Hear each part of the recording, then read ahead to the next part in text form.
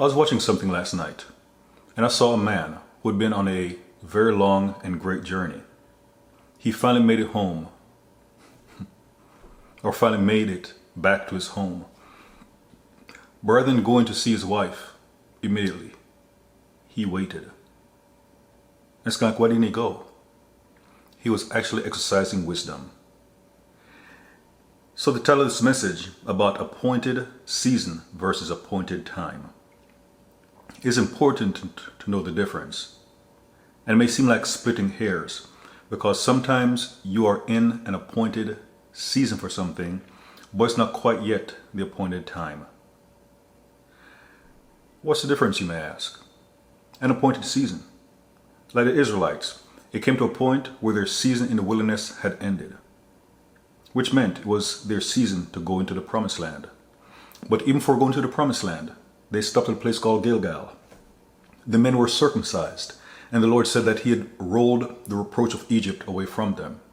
So even though it was the season for them to possess the promised land, there are still some other steps they had to take before taking possession of the land.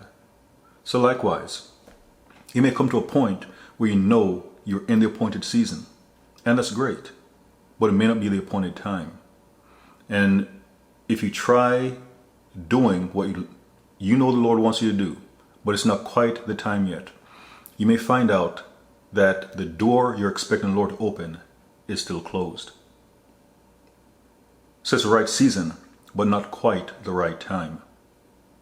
And even an example of this, in Genesis 17 and especially in Genesis 18, the Lord told Abraham and Sarah that by this time next year, he was going to visit them and Sarah would give birth to the promised son, Isaac. Upon receiving that, and they were told that by this time next year, that opened up a new season. So it was a season by this time next year. A typical pregnancy lasts for 9 months. So if they had a year to conceive or to give birth to a child, that meant they had a 3-month conception window. And maybe they made love to each other and didn't get pregnant right away. And they may have even been disappointed with it. It was in the right season, but not quite the right time.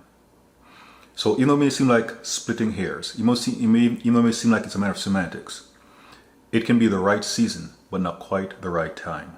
So if you know you're in the season for something, there'll be things that let you know whether it's the right time or not.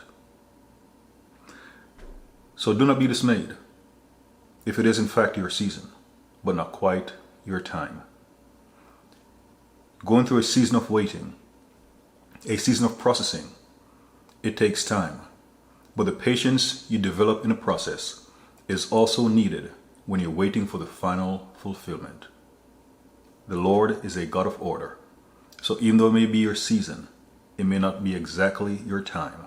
It may not be exactly your hour. And Jesus, in his ministry, there are times when he would say that his hour had not yet come. His hour had not yet come. In a lot of ways, it may be a long season, but it'll be a short hour. God bless you.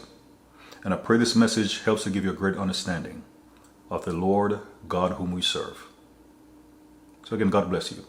And Jesus Christ is Lord.